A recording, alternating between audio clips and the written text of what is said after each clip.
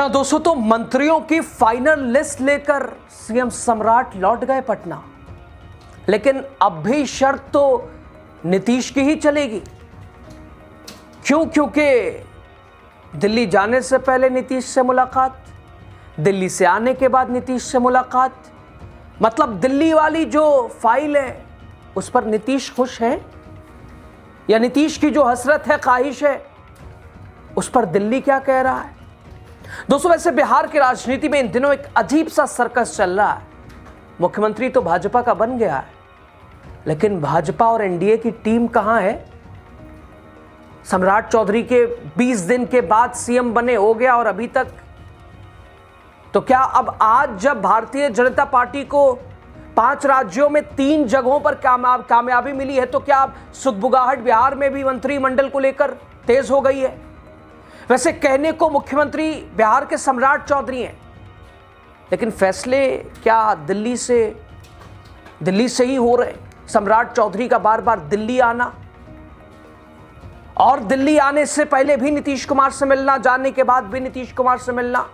सवाल ये, बिहार की सरकार पटना के अने मार्ग से चल रही है या दिल्ली के शाह दरबार से।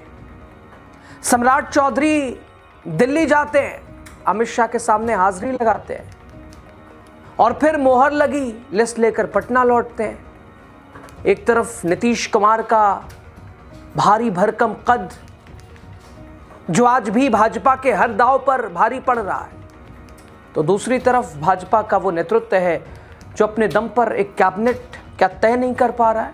दोस्तों, बिहार की सत्ता का केंद्र अब पटना नहीं, शायद दिल्ली हो गया है, लुटियन जोन। मुख्यमंत्री सम्राट चौधरी बीते दिन दिल्ली आए, उससे पहले भी एक बार दिल्ली उनका आना हुआ था। अब एक बार फिर दिल्ली आए और फिर आज पटना लौट गए। लेकिन इस बार लौटे हैं तो हाथ में मंत्रियों की वो लिस्ट भी है जिस पर संभवतः दिल्ली ने मोहर लगा दी है, लेकिन अंतिम फैसला वही करेंगे जिन्हें साइडलाइन कर दिया गया है। कौन जान रहे हैं ना, पूर्व मुख्यमंत्री नीतीश कुमार। दरअसल दोस्तों, बिहार में कैबिनेट विस्तार को लेकर सियासी गतिविधियां तेज हो गई हैं। मुख्यमंत्री सम्राट चौधरी आज दिल्ली दौरे से दोपहर 12:30-1 बजे के आसपास पटना लौट आए। दिल्ली दौरे के दौरान उन्होंने केंद्रीय गृह मंत्री अमित शाह से मुलाकात की, रक्षा मंत्री राजनाथ सिंह से, इसके अलावा पार्टी के कद्दावर नेता लालकृष्ण आडवाणी से सहित कई वरिष्ठ नेताओं से सम्राट चौधरी ने मुलाकात की है। सूत्रों के मुताबिक वो कैबिनेट विस्तार की फाइल लिस्ट लेकर पटना लौटे हैं। दोस्तों, अगर सूत्रों की माने तो 6 मई को होने वाले कैबिनेट विस्तार में नाम तो भाजपा के होंगे, लेकिन संभवतः शर्तें नीतीश कुमार की चलेंगी। दोस्तों, भाजपा के लिए यह विस्तार अग्नि परीक्षा से कम नहीं है। एक तरफ जातीय संतुलन साधने की मजबूरी है, तो दूसरी तरफ अपने ही पुराने दिग्गजों को दरकिनार कर नए चेहरों के नाम पर एक तरह से उन्हें हजम करने की चुनौती है। 24 से 25 मंत्री शपथ ले सकते हैं। तो 6 मई को शाम 5 बजे कैबिनेट की बैठक होगी, नए चेहरे आएंगे, पुराने चेहरों को अनुभव के नाम पर किनारे किया जाएगा। लेकिन क्या मंत्रियों के बदलने से बिहार की तकदीर बदलेगी? ये महत्वपूर्ण सवाल है। दिल्ली से आई उस बंद लिफाफे वाली लिस्ट में बिहार का क्या भविष्य है या सिर्फ भारतीय जनता पार्टी का गणित है, समीकरण है, चुनावी लाभ है? ये तो दोस्तों खैर शपथ ग्रहण के बाद साफ होगा। लेकिन एक बात साफ है कि सम्राट चौधरी की दिल्ली दौड़ ने यह साबित कर दिया कि बिहार की चाबी बिहार के पास अब रही नहीं। अब दिल्ली का हस्तक्षेप है, कुछ भी पत्ता हिलेगा दिल्ली की इजाजत होगी। लेकिन बीच में रुकावट कदम कदम पर नीतीश कुमार जरूर बन रहे हैं।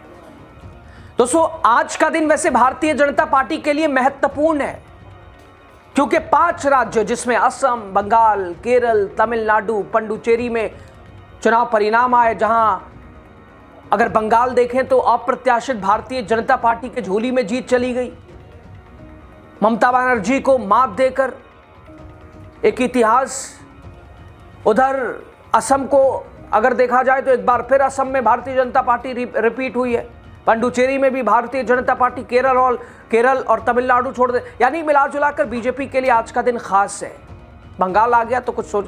तो ऐसे में क्या इन परिणामों के बीच बिहार में कैबिनेट विस्तार की घोषणा क्या पार्टी के मनोबल को और बढ़ाने वाली साबित हो सकती है। पार्टी सूत्रों का कहना है कि लिस्ट में उन चेहरों को प्राथमिकता दी गई है जो आने वाले चुनौतियों में मददगार साबित होंगे। दोस्तों, बिहार में मंत्रिपरिषद की कुल 33 सीटें हैं। फिलहाल 24 से 25 मंत्री शपथ ले सकते हैं, जो कि 6 मई को संभवतः शपथ ग्रहण समारोह का, और 6 मई को बिहार सरकार पूरी तरह से तैयार हो जाएगी। 24-25 मंत्री शपथ लेंगे और इसमें बीजेपी के कितने होंगे, जेडीयू के कितने होंगे, एलजेपीआर के कितने होंगे, हम के कितने होंगे, संभवतः विधानसभा स्पीकर किसके पास होगा, गृह विभाग किसके पास होगा, वित्त विभाग किसके पास होगा, सामान्य प्रशासन किसके पास होगा। आप कहेंगे बीजेपी ड्राइविंग सीट पे बैठी है तो सब उसी का होगा। ना ना ना, भूल कर रहे हैं आप। नीतीश कुमार भी चुनौती बने हैं। पेच विधानसभा स्पीकर को लेकर भी फंसा है। पेच जो मुख्यमंत्री सम्राट चौधरी के पास गृह विभाग है उसको लेकर भी फंसा है, वित्त विभाग उसको लेकर भी। यानी कई मोर्चों पर एनडीए पार्ट 2 की सरकार में कैबिनेट विस्तार चुनौती बनी हुई है दोस्तों। और सम्राट चौधरी फिलहाल कप्तान की भूमिका में है। दिल्ली पटना, कभी दिल्ली की सुन रहे हैं, फिर पटना जा रहे हैं, पटना की सुन रहे हैं। अब समाधान कैसे होगा, लिस्ट फाइनल जो मंत्री आएंगे निकलकर, किस तरह से संतुलन बैठेगा, इस शहमात के खेल में कौन सा दल बड़ा कौन छोटा होगा, चलेगा किसका, कौन किस पर हावी होगा, आने वाला वक्त बताएगा। 6 मई की तारीख इंतजार करना पड़ेगा, लेकिन इतना तय है बिहार कैबिनेट तैयार हो चुका है, लेकिन शहमात की वजह से उजागर नहीं हो पा रहा है। इसके लिए इंतजार करना पड़ेगा दोस्तों। बिहार पार्ट 2 एनडीए की नई सरकार को लेकर और बीजेपी जेडीयू खींचतान को लेकर, नीतीश कुमार साइडलाइन और उनकी भूमिका, उनके योगदान को लेकर आपकी राय क्या है। लेकिन सबसे महत्वपूर्ण दर्शकों का सवाल कि बिहार सरकार 25 में तो बदली है, फिर दूसरा, फिर मुख्यमंत्री बदल गया, पूरी कैबिनेट बदल जाए, लेकिन हालात बदलना चाहिए, बिहार का स्वरूप बदलना चाहिए, बिहार की शिक्षा व्यवस्था, स्वास्थ्य बदहाल जो है, जो हाल है वो बदलना चाहिए। अगर वो ना बदले तो फिर मुख्यमंत्री बदले, सरकार बदले, मंत्री बदले, क्या फर्क पड़ता है। आपकी राय जो भी हो बताइएगा दोस्तों। बहुत शुक्रिया।